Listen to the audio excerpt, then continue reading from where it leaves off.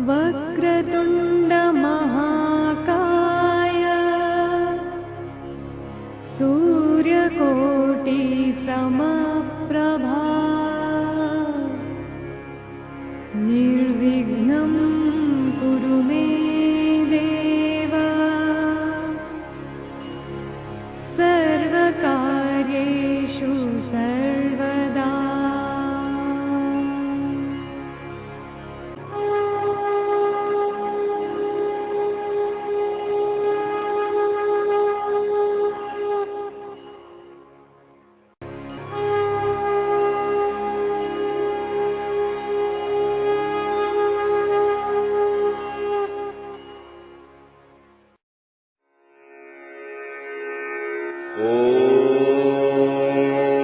भगवान के श्वास प्रश्वास से निकले हुए वेद। वेद 4 हैं। चारों वेदों की 1131 शाखाएं हैं और उनमें कर्मकांड, उपासना कांड और ज्ञान कांड है। इनके समस्त मंत्रों की संख्या 1,00,000 है और इन 1,00,000 मंत्रों में कर्म कांड के 80,000, उपासना कांड के 16,000 और ज्ञान कांड के 4,000 मंत्र हैं। अतः कर्म कांड भाग अर्थात यज्ञ भाग से ही वेद सजीव एवं महत्वपूर्ण है, क्योंकि इस कर्म कांड भाग में विशेषकर यज्ञों की ही प्रधानता है। इसलिए हम कह सकते हैं कि वेदों का मुख्य विषय यज्ञ ही है और यज्ञों से ही वेद प्रतिष्ठित और मान्य है। यज्ञ वैदिक संस्कृति का प्रधान अंग है। यज्ञ में लोक कल्याण की भावना विशेष रूप से निहित रहती है। हमारे धर्माचार्यों ने मनुष्य के लिए जितने भी धर्म कहे हैं वे सभी यज्ञमय हैं। प्राचीन ऋषि महर्षियों ने शास्त्रों के अनुसार ही अपना जीवन यज्ञमय बनाया था और वे यज्ञ के द्वारा ही अपना व जगत का कल्याण करते थे।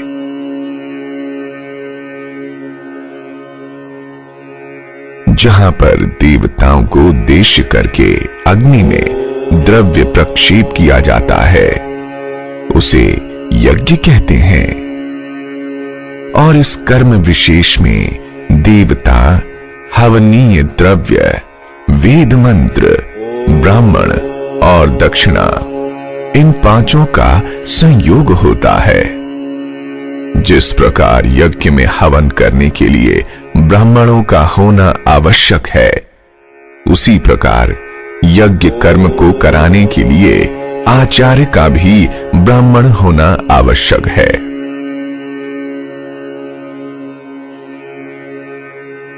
कर्म मीमांसा के प्रवृत्त होने पर मानव शरीर धारण करते ही द्विज ऋषि ऋण, देव ऋण और पितृ ऋण इन 3 प्रकार के ऋणों से ऋणी बन जाता है।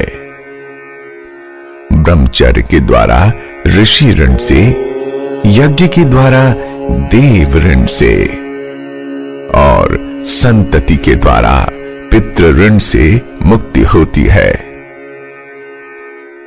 हम लोगों की जीवन यात्रा में सहज ही हजारों जंतुओं की हिंसा होती है, जैसे कि चलने फिरने में, भोजन के प्रत्येक ग्रास तथा श्वास प्रश्वास में जीव हिंसा अवश्य होती है। प्राणधारी मनुष्य के लिए इन पापों से बचना कदापि संभव नहीं है। अतः इन पापों से मुक्त होने के लिए 5 महायज्ञ का विधान है, मगर इनके करने से पुण्य की प्राप्ति नहीं होती, बल्कि न करने से पाप का प्रादुर्भाव अवश्य होता है।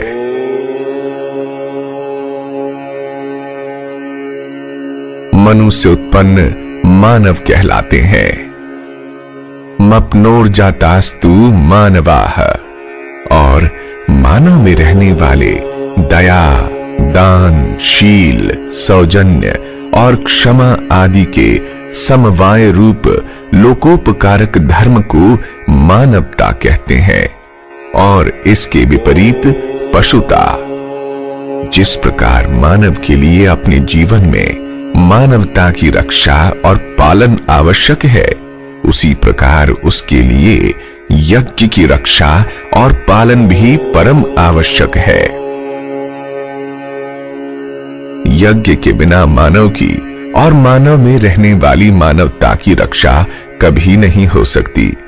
अतः मानव को अपने जीवन के सर्वविद्य कल्याणार्थ यज्ञ धर्म को अपनाना चाहिए।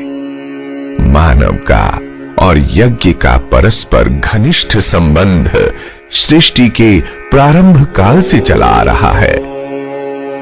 यज्ञ हिंदू धर्म का विशेष धर्म है, और यह यज्ञ साक्षात भगवान का ही स्वरूप है, अर्थात भगवान का ही दूसरा नाम यज्ञ है।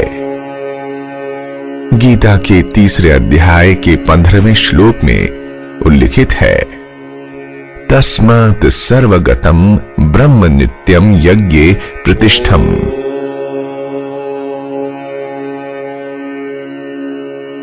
जिस प्रकार समस्त आश्रमों का आधार गृहस्थाश्रम है, उसी प्रकार समस्त यज्ञों का आधार अग्नि है। मानव का जीवन ही अग्निमय है।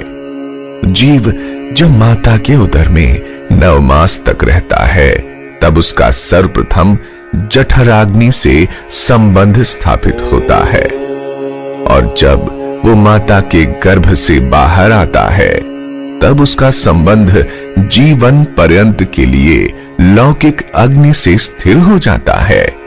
और जब जीव मरणावस्था को प्राप्त होता है, तब वही अग्नि चितारिन बन जाती है, जिसके द्वारा शरीर जलकर भस्म हो जाता है। विशेष आश्चर्य की बात यह है कि जिस अग्नि का प्राकृतिक धर्म जलना है, वह मनुष्य के उदर में सर्वदा रहते हुए भी उसे नहीं जलाती।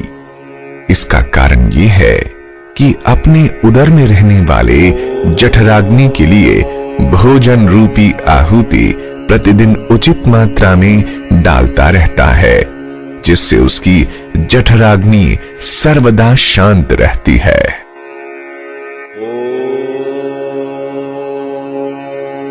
कुछ लोगों का ऐसा मत है कि यज्ञ केवल वायु शुद्धि के लिए किया जाता है, इसके अतिरिक्त दूसरा और कोई प्रयोजन नहीं है।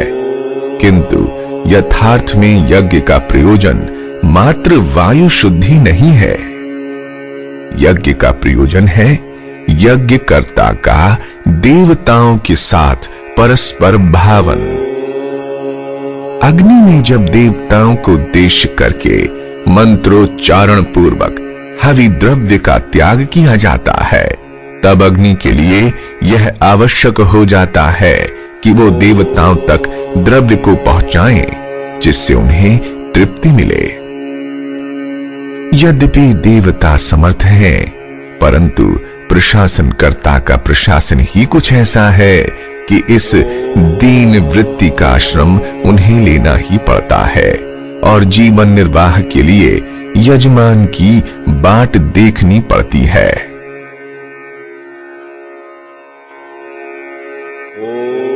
कोई भी यज्ञ बिना हवि द्रव्यों के संपन्न नहीं होता।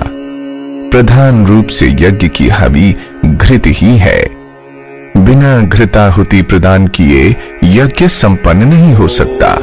घृत हवि की प्रधानता है, अन्य हवियां गौण है। वेद ने कहा है, समिधाग्निम दुवस्यत घृतेर बोध यता तिथिम आस्मिन हव्या जुहोतन। यजुर्वेद 3 अध्याय 1 श्लोक।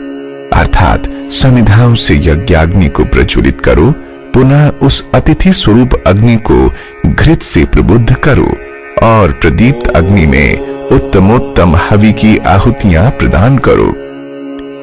हव्य द्रव्यों के 4 वर्ग हैं और यह मंत्र चारों वर्गों का संकेत करता है। त्रयंबकम यजामहे सुगंधिम पुष्टिवर्धनम उर्वारुकमिव बंधनात् मृत्योर्मुक्षीय मामृतात्। यजुर्वेद के 3 अध्याय का 60वां श्लोक। इस मंत्र में यज्ञनीय परमात्मा के 2 विशेषण हैं।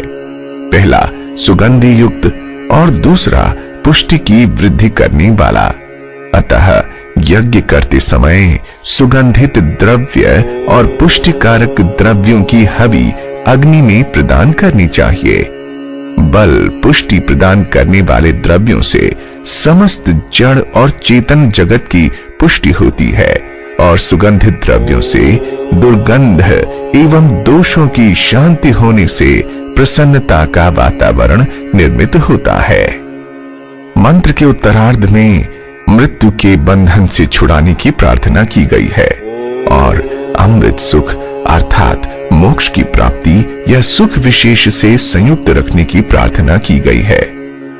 रोग आदि दुख एवं मृत्यु के बंधन ही है। ये जीवन में क्षय क्षीणता रूपी मृत्यु बंधनों से हमें बांधते रहते हैं। अतः इनसे मुक्ति तभी होगी जब रोग नाशक औषधियों की शरीराग्नि तथा बाह्याग्नि में आहुतियां होंगी। इस प्रकार वेद से सुगंधित, पुष्टिकारक, रोगनाशक और मिष्ट ये 4 प्रकार के पदार्थ यज्ञ की हवि के लिए उपदिष्ट होते हैं। संस्कार विधि में वर्गानुसार चारों प्रकार के द्रव्यों के नाम सुगंधित केसर, कस्तूरी, अगर, तगर, श्वेत चंदन, इलायची, जायफल, जावित्री आदि। पुष्टिकारक घृत, फल, कंद, दूध, अन्न, चावल आदि। रोगनाशक सोमलता अर्थात गिलोय आदि। मिष्ट शक्कर, शहद, छुआरे, दाख आदि।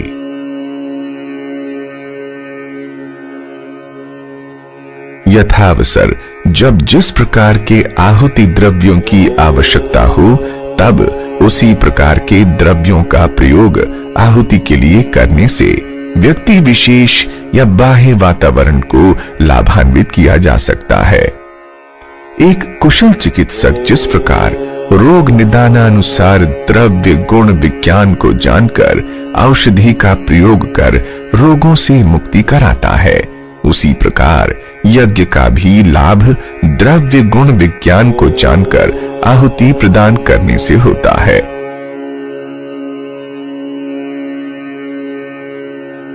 महर्षि के द्वारा रोगनाशक वर्ग एवं पुष्टिकारक हवि द्रव्यों के लिखने मात्र से ही यह स्पष्ट हो जाता है कि हवि भी तदनुकूल गुण देने वाली है। अतः यज्ञ से विविध रोगों का नाश हो सकता है और अनेक प्रकार की पुष्टि एवं बल भी यज्ञ से ही प्राप्त किया या कराया जा सकता है। अर्थात यज्ञ विज्ञान को अच्छी तरह जानने वाला व्यक्ति जड़ और चेतन दोनों प्रकार के जगत को अनेक प्रकार से लाभान्वित कर सकता है।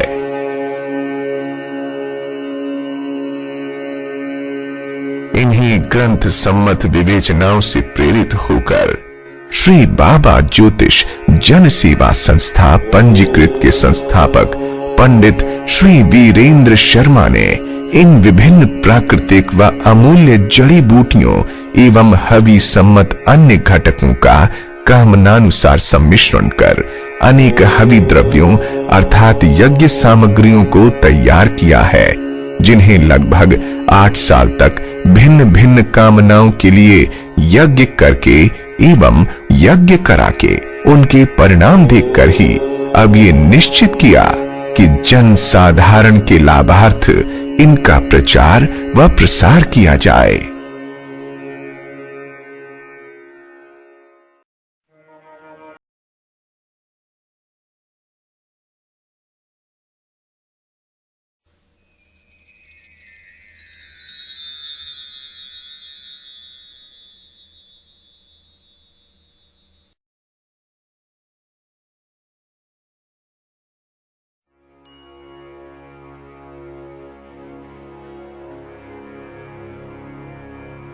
वक्रतुण्ड महाकाय